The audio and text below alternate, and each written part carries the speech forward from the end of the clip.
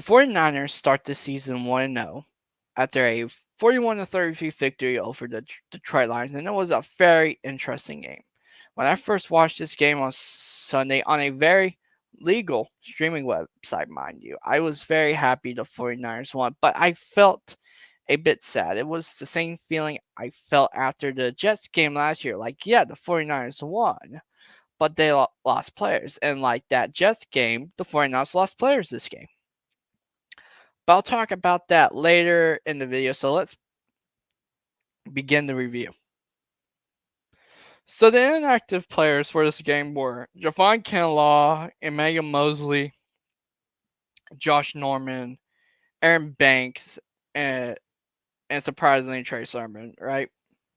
Everyone else had their reasons for being inactive, from injuries to just being signed in the case of Josh Norman, right? So here's the thing. Sermon was a surprise, right? Really, right? Because in camp he got a lot of first team reps. Plus, he was also a second round pick, a guy you expect to be an active player on this team if he's not injured. And also, if you want to talk about a player that seemed inactive, where was Brandon Ayuk this game? He had a total of 26 snaps out of a total of 55 plays. Supposedly, if you believe Kyle, it was because of easing him back from a hamstring injury.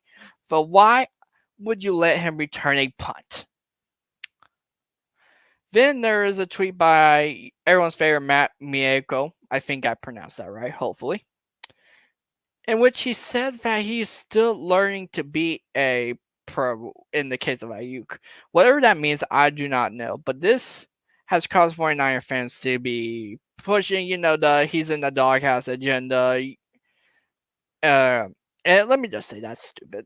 The last two 49ers that were put in the doghouse are on different teams or just not playing right now, right? So I feel Ayuk will figure this out. So just relax, all right? So let's talk about the positives of this game, shall we? First off, both the O-line and D-line play fantastic.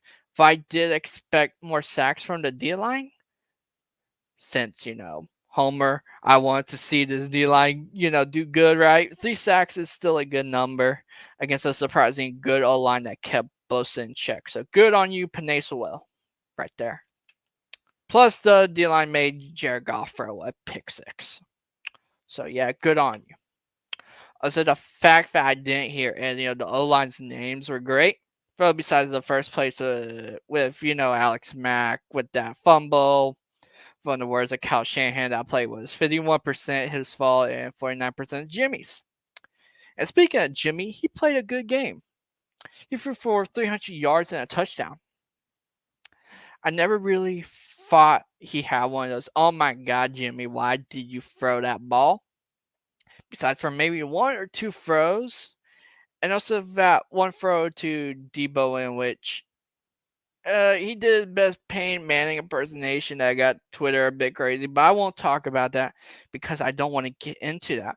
So if you do want to talk about it, you are fairly allowed to talk about it. Even if you do not play football. Also, speaking of Debo, he had a great game with 9 receptions for 189 yards and a touchdown and 1 fumble, in which I may or may not talk about that. But overall, a great game for Debo. As well, you need to get some love to Elijah Mitchell. The rookie had himself a game, 19 rushing attempts for 104 yards and a touchdown. And sadly, this performance happened because, Raheem Mostert got injured. He has a chip in his knee, I think is the right injury term for what he has. I know he expected to play because he was an active player and all that, but to come in after Mostert got injured and do what he did, it was great. I think the final positive I'll talk about is D4, man. He looked good. He didn't look like a guy who everyone thought would retire this season. He looked fantastic. I know currently he has some sort of knee problems, but just from this game, he looked good. Plus, he was also the reason he got through a pick 6, so good on him getting healthy. Now for the bad. First off, this run defense wasn't the best. Some say it was because Kinlaw was out. Others said it was a scheme that the defense ran, which I'm leaning more onto that because it seems that there were growing pains that the DC D'Amico Ryans was getting.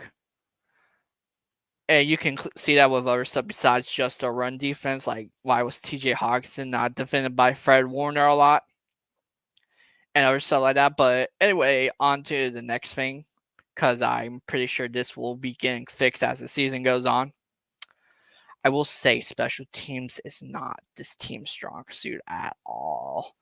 This was shown with how they returned kicks and punts, and also they did botch an onside kick, but that was so weird and probably won't happen again. Knock on wood. And finally, the Detriot Lions package needs to work, alright? Like, yeah, it was cool at first, Trey coming in, throwing that TD pass, but every other time I was like, why are you in this game? Because for those plays, all you did was run and kill a drive. Like, yes, Trey Lance needs playing time, alright? And any playing time is good playing time. But come on, Kyle, call something good, something unique, something people think, so people won't think you're using him like Taysom Hill, alright? And finally, I want to talk about a thing that came to mind. So context, 49ers are up like 41-17 against, the Lions in the fourth with like 7 minutes left, right? Lions had the ball because either Debo should have caught a ball or Jimmy threw it badly. Honestly, don't care. Either way, the Lions had the ball. Then Ferret goes down. He tore his, ACL. He's out for the season. And, best thoughts to him and all that stuff. And yeah, injuries are not good. And this caused some very emotional takes from fans on why were the Stars even in with a lead like that. And if I were to have recorded this Sunday night, right, I would have said the exact same thing on this video, all right? But since it's now been a few days and I calm down, I'm thinking, right? That's what I'm doing. I'm thinking, right?